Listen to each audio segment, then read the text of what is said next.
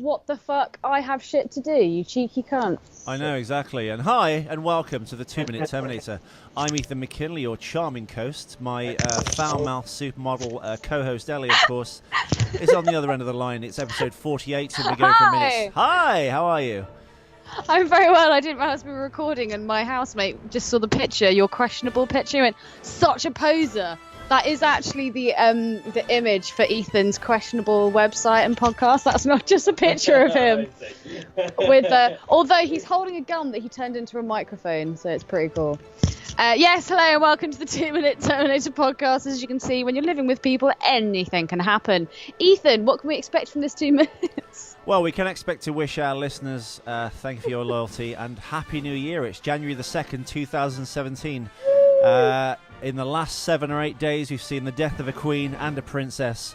So we're going to press on with the show. It is episode 48. And we are going for minutes 96 and 98. We'll get to the bookends of that right after these messages. Ethan, hit the music. Yeah, I think this guy's a couple cans short of a six-pack. Howdy, stranger. Don't say howdy, stranger, to me. Load up.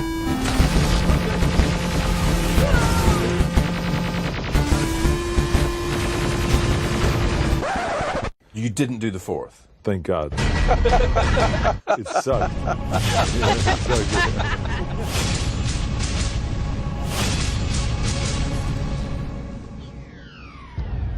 And we're back. Yes. Welcome to the 2-Minute Terminator. We do break down the Terminator films 2 minutes at a time. I keep telling to Oliver Harper and stop doing that. I know. You just love that retrospective that much. Well, yeah, if you've not heard me mention his name before, Oliver Harper does some great retrospectives. Great radio. If you type in Oliver Harper's retrospectives on YouTube, there's much fun to be had. He just did like a retrospective on Masters of the Universe, the 1987, I guess, canon film. And yeah, it's really cool. It's 45 minutes long, and it's just pure joy. I love it, but he has a very particular way of speaking, and I sometimes ape that. It's great. I love it. What can I say? Yes, Ethan, what are the bookends of this particular 2 minutes? It's a bit of a confusing bookend for me because it starts with the helicopter peeling itself sideways, off the side of the police headquarters in Los Angeles. I'm confused because at the end of the last 2 minutes, it's not really explicitly kind of stated or like shown that Arnie is in the helicopter. He's kind of walking towards the helicopter.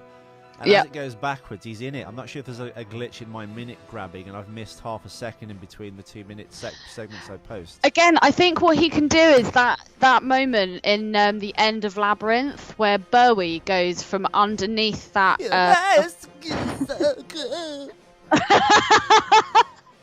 Exactly.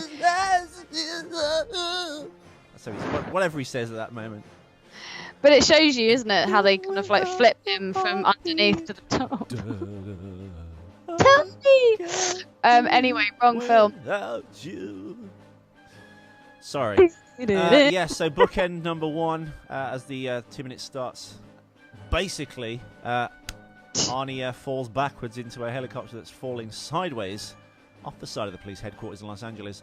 And it ends, of course, with John Connor's T-3000 regaining control of the helicopter while simultaneously being on fire. It's in a tank burning, going, oh, you ever seen a man in a tank burning, going, that wasn't Ethan being sick. He was crying Alan Partridge. And he's basically shot with that kind of like doorbuster rod through Sarah Connor's gun at him. I would encourage James Spaldner to call in our absent listener, who is our kind of resident NRA / ex-CIA retired listener who explains what the guns are actually for and what they do. Talking about guns and explaining where they're for, exactly. Spaldner, we need you. I especially need you to answer my questions about the aircraft that we see in these particular 2 minutes. Ethan, I have some notes in this particular 2 minutes. Can I bequeath them to you and the listeners? Yeah, set the world on fire, really. Amazing. Considering that John is the most advanced Terminator ever made, retrospective. You're doing it. See, this is what I mean. I was better at the beginning because it was just like, I don't care. And now I'm just like, oh God, people listen to this. Considering that John is actually the most advanced Terminator, I would have thought that his sighting on shooting would be dead on. I would have thought if he aimed for something, he wouldn't miss. The amount of times that he shoots, why he's not just shooting at Kyle, who's actually flying the helicopter, which would take it down and would actually kill Kyle and Sarah, and would probably do a good job of damaging old Pops. I don't know. But yeah, he misses every shot. Would a brand new Terminator with his kind of skill and steady hand not be able to deliver a bullet on target? Do we not think that's... I don't know. What do you think? Oh, dude, I mean, I think maybe even more than the previous two bad Terminator films, the last two seasons we did, Terminator 3 and Terminator You Salvation. loved Salvation. I think you love that film. No. You sympathise. I'm not sure if I hate them both equally, or one or the other is better. And I've heard a million people mention that on other podcasts and other shows and other YouTube videos when they can't decide which one is the worst. Because like I think 3 is the worst. 3 is the parody of everything, and the other one makes not a lot of sense. It's commendable that they tried to go in a new direction with it and give it a different look, but that's what also it's failing, I think. Yeah. And Moon Bloodgood's, of course, like misguided romance with that fat head Sam Worthington. Fat head up, bing. Yeah, I just thought that with this particular Terminator that he would have been, hitting the target. But that's what I was trying to say. I'm so sorry. Yeah, you're right. There's more things like cock-ups, I think, in this entire film that we've pointed out than perhaps the other two films.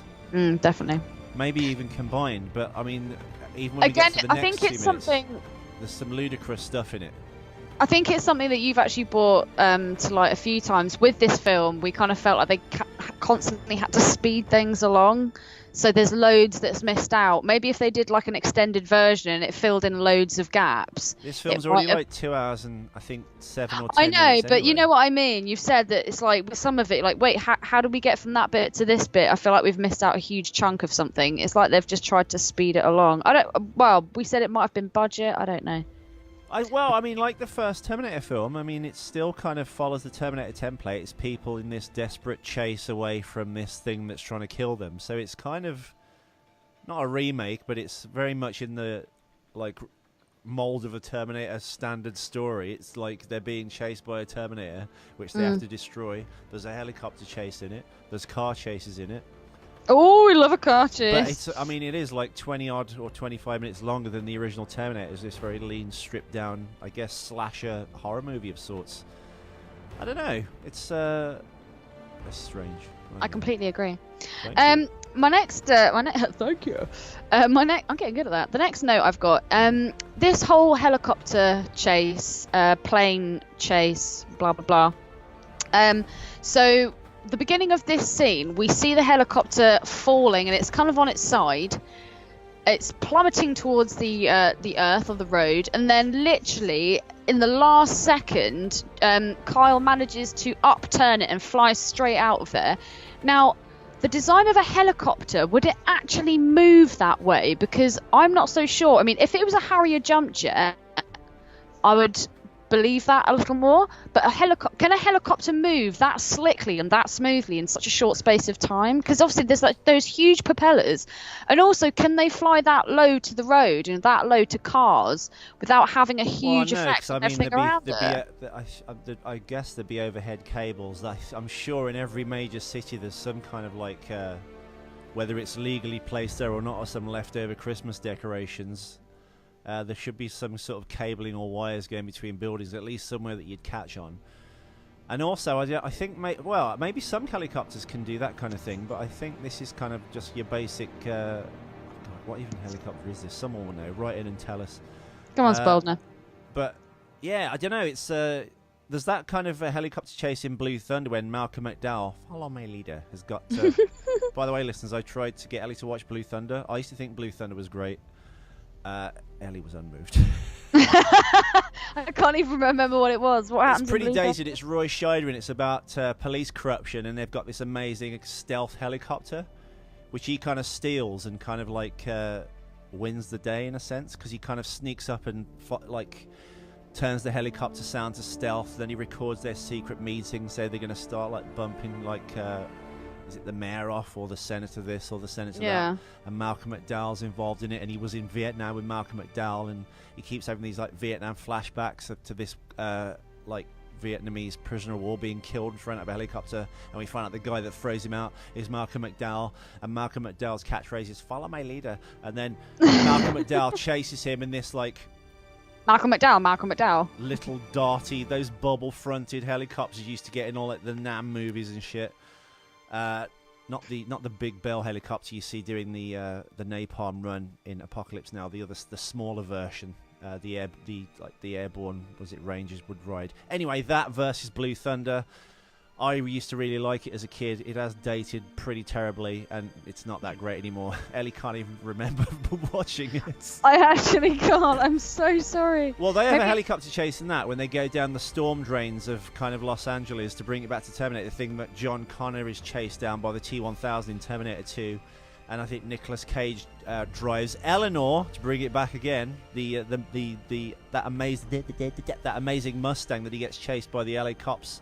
By helicopters and in cars down the LA storm drain. Blue Thunder is chased by Malcolm McDowell. They have that big like air battle down the storm drain. Storm drain has become the new basically. I apologise. My point is that the helicopter that Malcolm McDowell is oh in my that God! film. Stop saying Malcolm McDowell. Today's show is brought to you by the words Malcolm McDowell and storm drain. When you listen back to this, you're going, oh my God. It's like me with the F word back in like season 2 or 3. Yeah, well, I think we just lost all the new listeners we just picked up. What episode 2? What were you saying? Literally every other word was a swear word. I was so disgusted. I was like, oh God, I'm such a foul mouth. And I've cleaned up my ways a little, I think. A swear word every now and again is fine, but Malcolm McDowell is just enough. Stop. I think that's the new Dennis Quaid. Dennis Quaid! Malcolm McDowell! I think helicopters can do that. I'm not sure if this helicopter could. With Jai Courtney flying it, would he be trained in every amazing helicopter ever to be able to fly competently? She says, doesn't she? She goes, oh, do you know how to fly this? He goes, yeah, John taught me. But which one? I mean, is there any helicopter? I don't know. I don't know how many hours of time you'd have to put in to be a successful helicopter pilot in a future where taking anything in the air would immediately be detected by hunter-killers and kind of shot down. I don't know. My next question about planes. Trains, planes, and automobiles. Where the hell did John get his plane from? There was one helicopter on that roof, and all of a sudden, John's just found himself some nice slick black. What even is it? Because that doesn't look like a helicopter to me. I know, and I don't think I see anything else on the roof. No, you don't. It looks like the kind of helicopter they do the weather in like films when they've got the news and they go, "We got to get this story out. Show us where the tornado is." Well, it looks a lot slicker and a lot more streamlined. It's almost like this is what this particular Terminator would be if he was a plane. I don't know. He's all black and I don't know. Or maybe it's silver. I mean, another thing. This whole helicopter sequence is CG. I mean, hats off again. We get ad infinitum. Hats off to James Cameron, but it was a real helicopter chasing them in Terminator 2, and it does go under that road bridge in that really tight space, and it does that amazing pull up at the last minute, which you see as well when it goes up and over the bridge. Pull up to the bump, baby. Yeah. I don't know. That's kind of done live, and when they do crash the helicopter, they had the helicopter on a rig under like a bungee cord, and they literally smash it into the back of the truck and blow it up. Smash it into the back, yeah? Smash the back out of it. Sorry, I just got that image of you, like, you know, if you're gonna be hitting a ketchup bottle, and you like hit the end. Yeah. Just when you said smashing into the back of it, that's the hand movement you always do. Your favourite. My fave. Next question. Why is John Connor using a handgun as opposed to the weapons that would be attached to the plane that he's driving? The what? There'll be no weapons on that helicopter. A helicopter is a helicopter. Unless a helicopter is equipped for war, it wouldn't be fitted with anything. Oh, really? Yeah. I mean, a police helicopter won't have any guns on it either, even if it was I mean, I think the thing they're in, I think, is like a rescue helicopter by the look of the colours of it. No, what they're in is a Coast Guard Yeah, helicopter. so I mean, a rescue helicopter, Coast Guard helicopter. How that's on the roof of the police station, is that normal for Coast Guards, or would they not have their own Coast Guard headquarters near the coast? Anyway, semantics. I think the thing John's actually in is the police helicopter. I would have thought that would have guns on it, though, no? No, God, no. Unless you've declared martial law and you're in some, like, awful Orwellian state where you can't mention having a toothache, otherwise you go to the death yard. Take him to the death yard, impure. The police wouldn't be equipped with weaponry on the helicopter, unless it's Blue Thunder. Unless it's Blue Thunder. And yeah, it comes back to what I said earlier. With helicopters flying that close to the road, you know what it's like when a helicopter lands? The turbulence and the kind of disruption because of the speed of the propellers going. Would that not have an effect on the cars? Or people walking by? I think the downdraft of it would a little bit, but I'm not sure if the Golden Gate Bridge is pedestrianised. I think no. It's when they're actually going through the streets, and that they knock over the lorry, which again looks very much like the end of Terminator 2 when the liquid nitrogen with lorry disregard goes for from human its side. life. He shoots the back of the gas truck, which would explode over anyone standing within like 100 feet of it, covering them with napalm. Men and essentially, women were harmed in the killing of these people. Yeah, so I mean that would certainly affect things. It crashing into the oncoming cars, going a crossroads. Going along for ages. Oh yeah, for sure. I mean, at the very least, I'm sure the driver would be killed or like severely injured. So. They also, I think, when they kind of dip down, I think about 40 seconds in, when they are going low to the ground, they do. I've just seen it. They hit a car roof and crush it as they're going along. Yeah. Oh yeah, dude. Civilians. A death of one is a tragedy, but the death of millions is clearly a statistic in these movies. If you kill a man in the heat of passion, they call it murder. If you kill him in the heat of battle, they make you a hero. Pash. Kyle is asking Pops where Cyberdyne is, and Pops says, "Oh, Cyberdyne, it's underground." How the hell would Pops know that? I have detailed files. From where? I don't know. Well, I imagine a lot of research facilities, and if you want to go down the conspiracy route, UFO fans, Area 51, which they deny the existence thereof, even though it's got the world's longest runway, or at least it used to, in Nevada, because I drove past it on the extraterrestrial highway between Tonopah and Las Vegas. Area 51 there, or the Nellis Range, where they test all their kind of, or they certainly used to, I'm not sure if they do now, all their kind of black projects. And I don't mean black people, I mean they're like... I'm down the projects. Oh lordy, look at that plane. No, they test things like the Blackbird, the stealth bomber, the stealth fighter. If you listen or have heard of Bob Lazar, I have. Who claims he worked on anti-gravity propulsion systems. He did. It's a really, really interesting. You can find it on YouTube, can't you? I do. Well, yeah. Everyone. I mean, they've called him out a bunch of times, lying about his education, but he did have a kind of pay slip which he had, which was verified by, I think, the naval intelligence. So he the worked Nazis, somewhere. yeah. And when he took George Knapp, the reporter for KLAS TV, the Fox affiliate in Las Vegas, when he took him to MIT, walked him around all the labs as if he knew he was there, and people knew him there. But yeah, he claims he drove to an area called S4, which was about 15 miles away from Area 51. You'd fly there, of course, from McCarran Air Force Base, I think, in Vegas. Is it? God, which is the Vegas? Rachel, sorry. Is it Rachel? Oh, good. Whatever. Anyway, it's in the little alien is in Rachel. I'm getting confused. I drove through it. I'm sorry. He would fly to Area 51 allegedly and get a blacked-out windowed bus to the area S4, and there'd be kind of hangars cut into the mountainside. And at certain times of the month, they would test this flying disc, which he worked on until he kind of went public and told the world about it because he was fearing for his own life. Basically, that's Area 51. Slap. What was I talking about? I was asking how Pops would know that Cyberdyne was underground, and so then you started talking about... most research facilities, military at least, are underground. I think the majority of Area 51, the only things you see are Gonna go ground. Underground. Well, Gonna go underground. See, back to Labyrinth.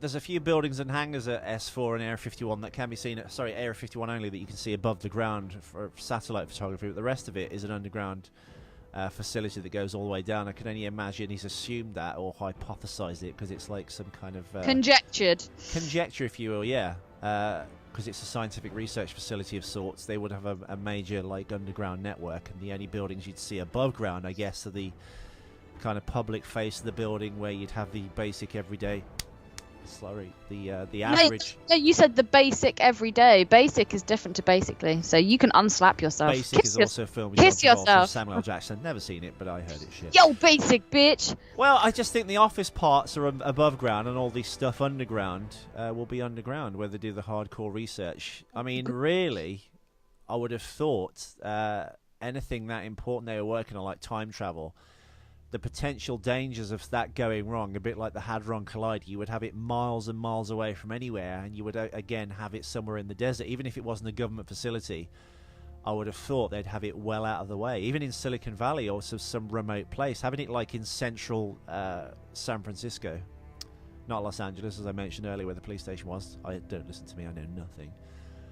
I imagine, yeah, conjecture-wise, he probably just assumes there'd be an underground facility. Or, if it is an alternate timeline, perhaps even though they've changed the timeline, I guess he assumes because Skynet originally came from an underground facility or government facilities. No, it's here. I don't know. We're wasting too much for a Terminator, he thinks a lot. Talking about Arnold and thinking, and obviously in this case not thinking, since when did Pops take orders from Kyle? Well, because Kyle called him Pops. I know. It's like, hey, Pops, can you do this? Sarah, you need to do that. Blah, blah, blah, blah, blah. And I was like, hang on a second. When the hell were we listening to Kyle? I thought Pops took orders from Sarah. What the hell's going on? And then my next note, you're actually not going to believe this. I'm actually going to give Sarah her dues in this. I thought that in this particular scene, when she makes that shot with that gun, which I have no idea what it was, she at least can hit a target, takes him down, and then there's that little moment where you just see her like side on with the gun and the wind blows in her face, and you kind of got the police lighting on her. I think that is the most badass she's looked in this whole film, and it's the only bit that makes me see her as almost like the Linda Hamilton Sarah Connor. Because she's hidden behind a gun and you can barely see her. I think so. I don't know, just that particular shot where she's just shot John. And her bingo wings are hidden. And they're hidden, so you can just see the big lips, and she's a little bit sweaty, and she has just been pretty damn... At least she's hit the target, dude. She's the first person to have done that. I thought that was pretty good, so... You've hit your targets. Well done. Well done. I have a piece of trivia. And you hit the bingos. Or a fact attack, rather. Sorry, here we are, Christopher. Fact attack, just for you. Attack.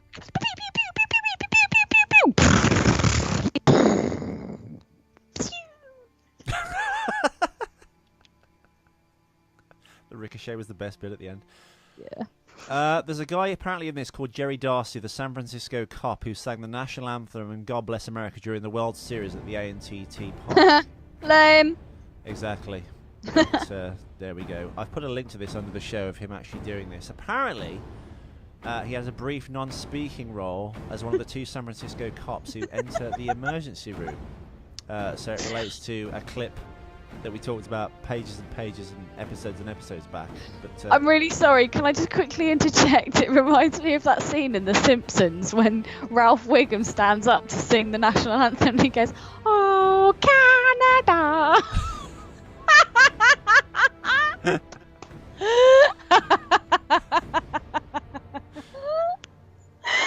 Oh God! Is he the best Simpsons character? Yes.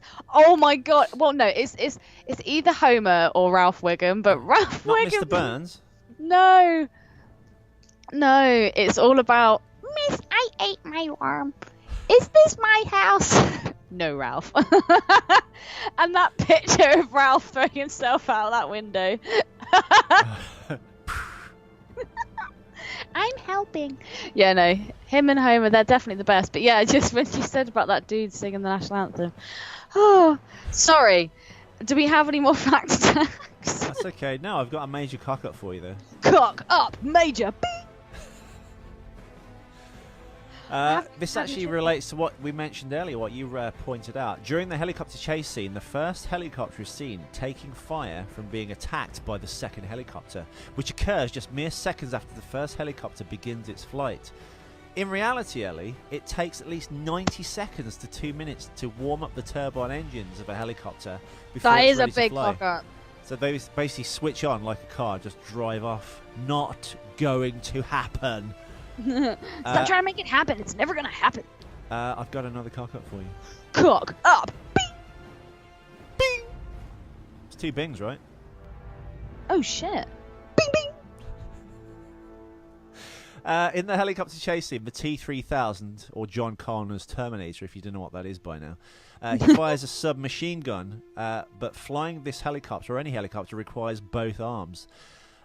He may have morphed a third arm, much like Robert Patrick's T-1000 did in Terminator 2. Yeah. However, it's not shown or explicitly stated.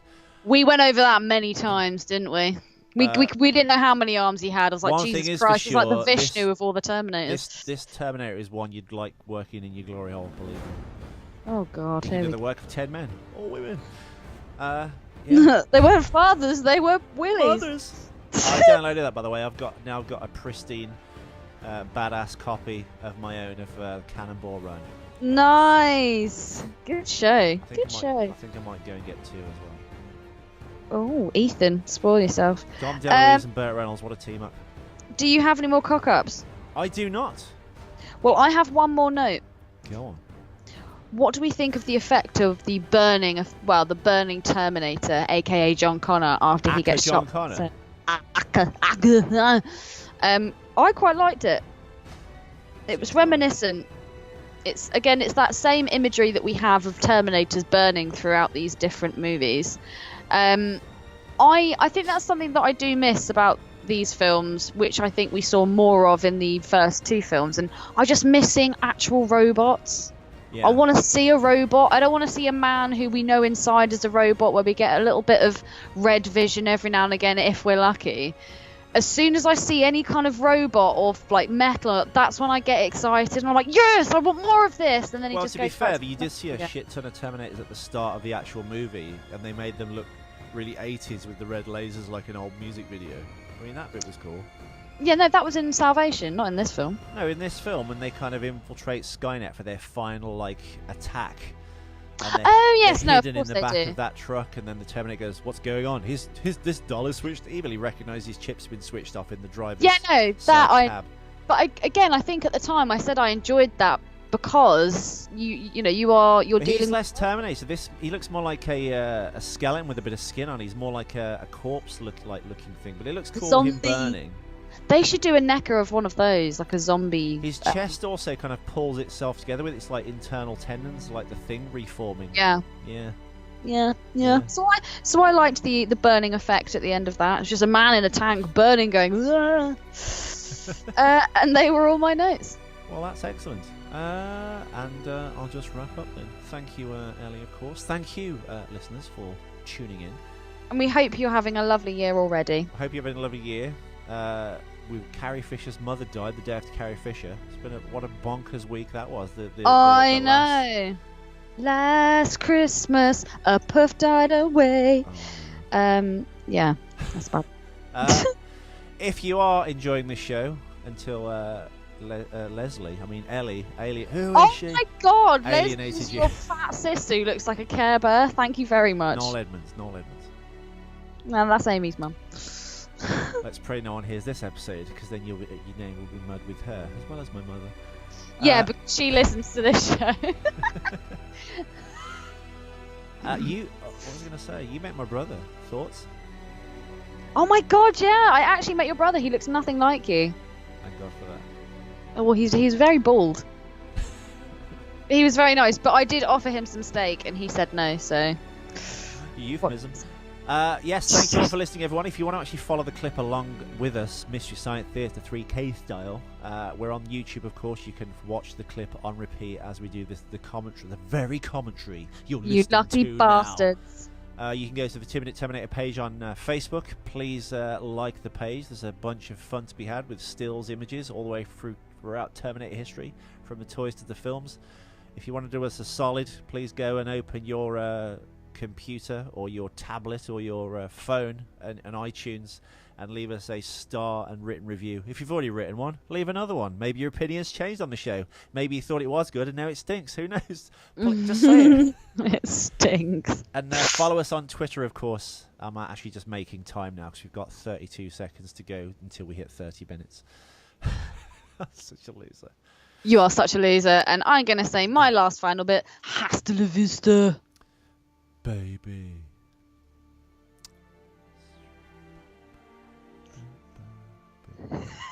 Ethan! Our last Christmas, 3 coins in a fountain. How many thrown by seconds 3 is that? lovers wishing for happiness. There we How go, many 30 now? minutes. What? Go! Cut it!